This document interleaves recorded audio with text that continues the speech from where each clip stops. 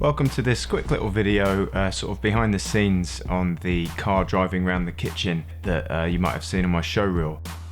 It was originally commissioned to be part of a local road safety campaign about driving carefully on roads that you know well. The client eventually abandoned the whole campaign, which was a shame because it was quite a cool video, I thought.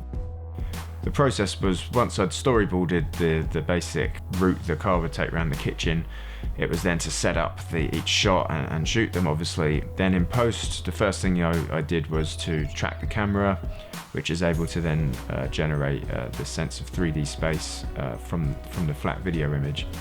Then it's a matter of inserting the car and getting the scale and the movement right. So just having it travel through the frame at the right kind of speed, whilst checking it against the shots it's going to sort of precede and that will come after it, to make sure that there's a sort of continuity of speed between each shot. And once that's done, then it's time to more finely tune the movement on the car. So the wheels, obviously, they have to spin, they also have to steer. The body of the car moves independently of the chassis, so there's movement in there where the car is rocking from side to side and also back to front as it accelerates.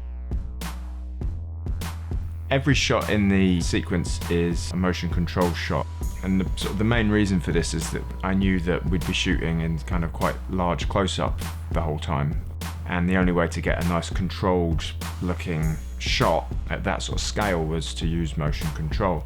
One of the consequences of shooting something which is supposed to be so small is that the background drops way out of focus, which wasn't desirable in this case because I wanted the whole kitchen to look and seem big. And so what that meant was that for some of the shots I had to shoot them as sort of time-lapse stills, just in order to have a small enough aperture on the camera so that all the background wasn't blown way out. And that was able to be achieved using the motion control system. So that was a handy tool to have in that instance. The more distinct tracking markers there are in your shot, obviously the easier a time the software will have.